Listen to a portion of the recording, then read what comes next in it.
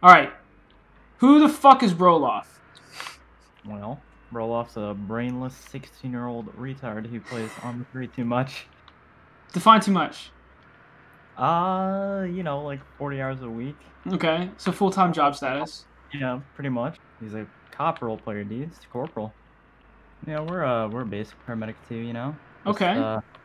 saving lives here on the island of Altis. I see. Okay. Well, before we get into it, I'll let everyone know what we're doing. We are going to be peach farmers today. We have some role player outfits. We're going to pull a Tempest device, and we're going to see if we can finish, and if we can do more than one, maybe. So that's that. That's what we'll be doing. And I guess we'll start with, where are you from? I'm from Maryland, born and raised. Been here my entire life, so, you know, good crabs and shit, even though I can't even eat them, which kind of sucks. Right. Oh, you're allergic? Yeah, dude. I have so many allergies. It kind of sucks. Call for protection, sir. Oh my god, he's got a P90. Yes, sir. Too. Badass. You want to drive? I don't know if I should be driving considering my ethnicity, you know? What do you mean? What do you mean? Their reputation for driving. No Asians. Oh. Oh, jeez. That's so funny. It does carry over in game, too. Does it? Does it? Yeah. So, do you think that's actually a truthful thing? And what do you think, like, where does that stereotype even, like, come from? I'm not even sure. It's just, like, something I grew up hearing, and I was like, yeah, I mean, I don't know if it's true, because I don't really pay attention when I'm getting driven around, but when I'm driving, it is very true. Well, maybe you just need practice. I mean, I'm not a bad driver. I'm just an aggressive driver. I drive like it's a race. Here we are, the coveted peach field. Yes, sir. I've never done a peach run. Me neither. I don't think I've even picked up a peach before. Got one dude with an SR, one dude with a shotgun. Yeah, we got the ultimate loadout. How'd you get into Arma? Not just Olympus, but into the game in general. Like, what made you come to Arma? You know the Soviet Womble videos, right? Like the bullshittery ones. I stumbled across those, and I was like, "Hey, this game actually looks pretty cool." And like, I was on the fence about buying it for a long time. And in the meantime, I was playing Unturned. And one day, I made a friend on there. We were playing for a couple days, and then he was like, "Hey, do you want to play any other games?" And I was like, "Sure. You got any recommendations?" And he just brings up Arma 3 out of nowhere, and I was like, "No, but is it worth buying?" And he said, "Yeah, we should play." Don't worry, boys. I told that guy to go away.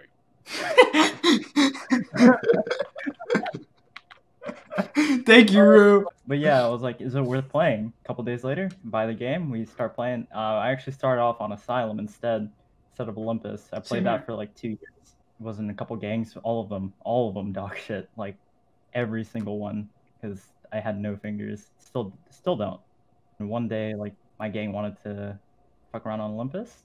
What made y'all like stay on Olympus? What made you think like, oh man, like fuck Asylum, like let's stay on Olympus, like we're not gonna switch back? Well, a lot of them did switch back. Okay. Well, what about you then?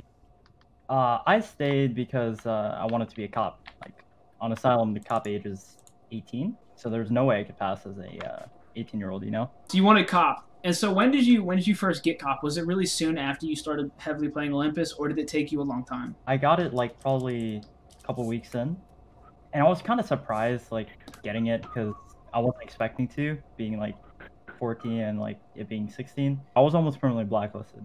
Why? When they were doing the interview or whatever, they were asking normal questions and all that shit. And then out of nowhere, they just asked my birthday or what's my date of birth. And being the dumbass I am, I didn't really think about what I was going to put for my date of birth. That was going to make me like 16. Right. So I ended up saying like my actual birthday, October 4th. And then I started panicking when I got to the year and I was like 2020. And they just, you know, started laughing and shit. So it just all fell apart. They knew, dude. Yeah. Do you remember who did your interview? It was Stuart. Okay. It was Stuart and Falcon. Yeah, they put my application on hold and all that, asking for proof of ID. I had my buddy Photoshop a passport. That's how I got in. 8 months later, got a age exception after I went like, hey, I'm actually 15, so you know, I'll know what to do. So I didn't want to keep lying. Like it was kind of, you know, not fun being worried about if I'm gonna get unblacklisted today or something when I'm playing. Yeah. How long was it to when you joined the police force to when you got PO? Was that relatively quick as well? It took me actually like I think 10 days to get PO. Fair enough. And then how long were you PO until you got corporal? I was PO for like 8 months, and then like I think it was a month after I like said, "Hey, I'm lying about my age." I owe 7 for a little bit. It came back like 3 months later. Got cop again, got a PO, and then took me like a month and a half only. Wow. Really quick. Got corporal because it was like, do you remember like Project 83 under pledge? I've heard about it a lot. What really Yeah. was Project 83? It was like just Pledge's project for the APD, and like made it really easy to get feedback on like how you can improve as an officer, all that type of stuff, right?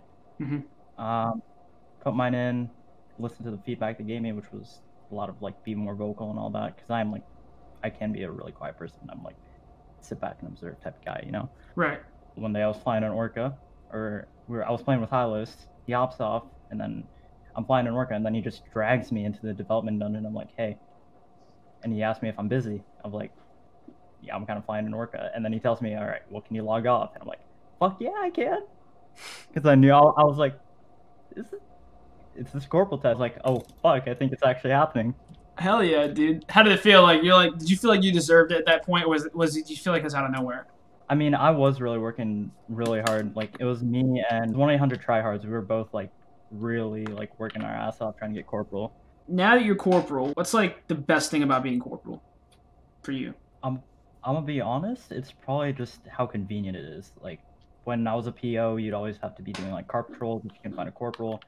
You know, you'd have to, during a fed, you're kind of out of luck. You gotta like, you know, hug the corporals for money. Basically, the only way to make money during a fed. Like, you know, you're not getting the gold out. So it was like really convenient. You could pull a helicopter whenever you want to patrol, so you didn't have to like drive yourself around, you know, all that shit. But if you have no fingers as a corporal, is it hard to make money? I mean, yeah. You're broke right now, so. Yeah, that's true. Yeah, I mean, lethals are probably one of the biggest sources of money for me. So. Okay. Do you ever think that you're ever going to get like a higher rank? Do you ever think you're going to ever get promoted to sergeant? And then what about past sergeant?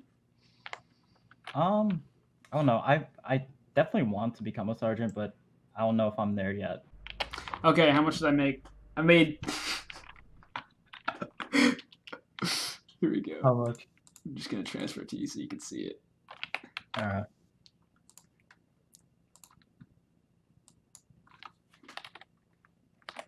Fucking don't do your any boys. Hurry up. Oh my god, you're kidding. We made 28,000, maybe round up 29,000. How the fuck do you get $224 million in APD earnings? I honestly don't know. I've been probably cop for 2 years, and I've just been like, you know, playing a shit ton. I have like close to 1,100 hours on cop. Where'd all your money go? Is it all betting? Yeah. All betting. Tell me about the bullshittery video. I want to kind of hear why you did it, why you chose the clips you did, how much time you spent on it, all that stuff. Yes, my clips take up a lot of space. I wanted to free up space because I was like running out of space on my hard drive. I had a lot that weren't nearly as good as the one I put in the video, or ones I put in the video. And they kind of just got cut and deleted because I watched them again. I was like, eh.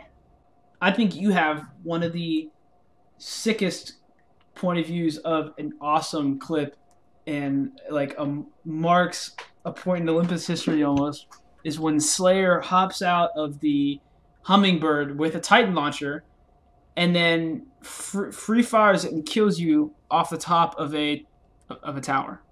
It was like a death like I should have been pissed off at, but it was so funny I couldn't even be mad. As I'm reloading, he hops out, does the like 360, and just free fires me. What made you want to get support team? How'd you even get into that? I wanted to do like a little bit more, you know, just, you know, have some pastime, have some free time to, like, you know, help people. Got a lot of perks, like, you know, the hatchback, now the title color, and also, well, not anymore, but the channel ESP, like where you could see into the interrogation rooms and all that. It was really cool. You know, watching one of your boys get a corp test or something. It was like one of the most hype things to watch. Why did that shit get nerfed? Like, I'm not sure. It's just it was a change that happened when Go got chief. I got caught like right around when he first got like removed from chief. So he got cooed the first time? I'm not sure if he got cooed or just straight up removed by the owner, but I know he didn't willingly leave the first time. Do you think that he's a better chief than Sandman? I think it might be too early to tell, but From what I heard, like, I don't really know the inner workings of what happened and all that stuff, but what I heard, Sandman was not the greatest chief.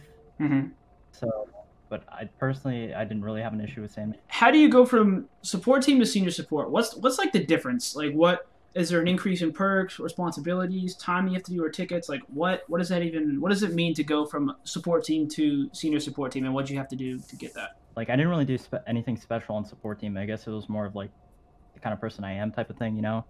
I was just doing tickets, all that. One day I was just chilling, and then I get moved in to the conference room, and they asked me to sing Gangnam Style, and I was like, oh shit, they're giving me senior. Hell yeah. Tell me about the support team culture, and tell me about the clickiness, if there is any clickiness, or is it just kind of like one big group? There is like a lot of friend groups in support team. Like when I was senior, senior support team was a big friend group. Being honest, like, you know, me, maxg, Taco was one too. Yeah, it was just a friend group type thing. Maybe the people who were in that group were probably best fit for senior support team, but a lot of it was being friends with people, the right people, and you got to work well with the people you're working with. So that's probably a big factor too. So nice to just sit back, relax. We'll be talking about just the dumbest shit in the support room. Like, that's probably my favorite thing about support team. Is just like the bullshit that goes on in the support room when there's no cases and stuff. Yeah, we're going to do the quick section, so I'm going to spat off a bunch of questions. You'll answer either, for some of them, I say yes or no, or it will be a either or. So you'll pick which one you like better. Number 1, pineapple on pizza. If it's there, I'll eat it, but normally I wouldn't ask for it. Okay. Hot dog or hamburger? Hamburgers. Same. Okay, tits or ass? Ass. 100% ass. Hell yeah. What car do you drive? Right now I've been driving my dad's Pilot. Ifrit, Hunter, or Strider? Oh, 100% Ifrit. Yeah. I love those things. They're so nice to drive. Quillen or Prowler? Quillen. Armed Quillen or armed Prowler? I'm gonna have to go armed Prowler for that one. Okay. MK1 or MK18? When I'm role playing, dude, just fucking around, kind of like using MK18 better. But for serious shit, definitely the MK1. OG or Church? Church. Hell yeah. Oh, Church is more like complicated and more satisfying to push, in my opinion. War points or money? I don't have to say money, because you can turn that into war points, but war point stuff is really nice. What's one of your favorite war point things that you can't buy with money? At least not from a shop. Probably the ASP, because like you could be sniping people, they'd probably never find out where you are if you're like really well hidden. BWs or Feds on Cop? On Cop, probably the Fed. On Civ, it's probably a tie. For me at least, I always like die before I can even get in the BW. I feel like Fed I can get in more consistently and probably do more stuff. APD or R&R? APD. What got you into Medic? Honestly, I just kind of wanted to experience everything on the server. So it was like, let's see what Medic's about, and then it was like really fucking boring, so I barely played it.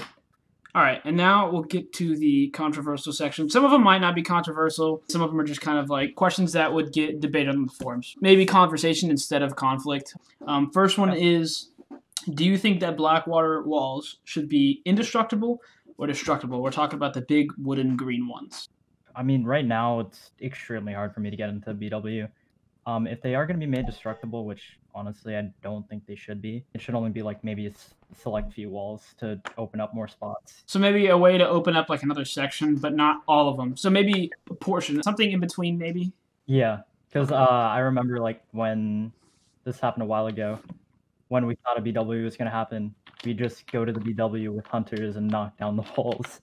Yeah, oh yeah, that would happen at the beginning of every BW. I just see the hunter going around knocking on the walls down, and it's like, it makes it so hard to defend. Do you think the APD overall is too powerful? Personally, I don't think it's the APD in general. It's just like certain ranks, you know, kind of have a lot more powerful stuff. The conga line of hunters going to BWs and shit. It's extremely difficult to push a like 30-man BW, but it's still kind of utterly retarded that can happen. It's happened to me. Like, I know what that feels like, and it's just like, APD wins again, you know, they can't lose, you know, it sucks in the moment, but they probably feel the same way when they're pushing the Blackwater, getting wiped after 5 or 8 waves, so. Yeah, I I definitely get the same feeling like pushing the BW. So that's the name of balance, you know, is finding that middle ground that makes it fun for both sides, makes it fair for both sides. More fair, right? Because like fun should be able to be had, but at the same time, it'd be fun for me to have unlimited AT offereds, but would it be fair? No. So, you know, do you think the support team members should get some sort of compensation for the tickets they do? And if so, if you think they should, what would it be based on? That is actually like a really difficult question, and we're like, when I was senior, we were trying to find like rewards and shit to do, but the issue is it's like really easy to fake tickets. What if there was some sort of system where maybe when people come in a support team, you verify their player ID? That way, when you submit proof of ticket, having to put a player ID is, I think, that one verification step that would really make it obvious. I don't know. I'm on the fence about that, because one hand, like quality tickets and like actual like making sure that, you know, they're actually real, it's gonna get like a lot better. But especially another thing, like when I was senior, was a lot of people were doing sport cases but not putting in tickets because they were just like kind of annoying to put in. Having every person that comes in here, if you want the ticket to count, you're gonna have to ask them to put in their player ID and all that stuff. And there are people who don't know how to get their player ID, so it's like it's not really kind of viable. Do you think that the support team test is too hard or not hard enough? I think it's just right, to be honest, but there are some questions that a lot of it's just like experience. Do you think that R&R is a well-run faction? It is, like, from my experience and like just how I feel about it personally, it is well run, but it is a lot stricter than I think it should be. In my opinion, APD is a lot more lax on things compared to R&R. For a faction that literally only revives people compared to a faction that can put people in jail and take them out of stuff for like over an hour, they take shit a lot more seriously than the one given guns and shit. There's a quote or something that someone said that's like, I find it really true, is a lot of the time if you're having fun on medic, you're probably breaking a rule. You know? Really? Yeah. That sucks. Do you think that defibrillators should be added to the server? I'm not sure, because you know how like I came from Asylum and it has the defibs. I really like the system they have in place right now with the EpiPens, dope, and all that. I don't think there should be like defibs, since like, if you're getting killed over and over and over again, you should definitely be more heavily punished than having one item that can keep you in over and over. Do you think that betting should be removed from the server? Personally, I think it should be. There are people that quit because they lose all their money. There are people that like are constantly losing money because like they're susceptible to like addiction and all that. My last question: have you ever gotten banned by the Olympus staff? Yeah, so I do have like a scripting ban, but it wasn't like because they thought like I was actually scripting or anything like that. It was automated. What happened was there was a point for like I think maybe a month where you had to reload to load lethals. And right when it came out, I loaded lethals on a helicopter. Then I get kicked off for a script restriction. I log back in and I see I'm permed for scripting by like Rex and Fusa or something. I was like, what the fuck? I had to go get the screenshot and all of that. I don't even have the screenshot anymore of like my scripting perms. That's cloud, dude. What? I know. Yo, man, you guys run Peaches? Yeah, man. Yeah, we're a professional peach running gang. Guess what? We're starting our own peach company, and it's gonna make yours look sorry. Oh, really? Yeah. That's not very nice. Really? The way you said that. Yeah, we're not even gonna have to wear helmets. You know why? Why's that? Why is that? Because we're already brain dead. Oh my god. You get to ask me one question of your choice. You said earlier you did come from Asylum, so I want to ask you the same question you asked me. Like, what made you make the jump from Asylum to Olympus?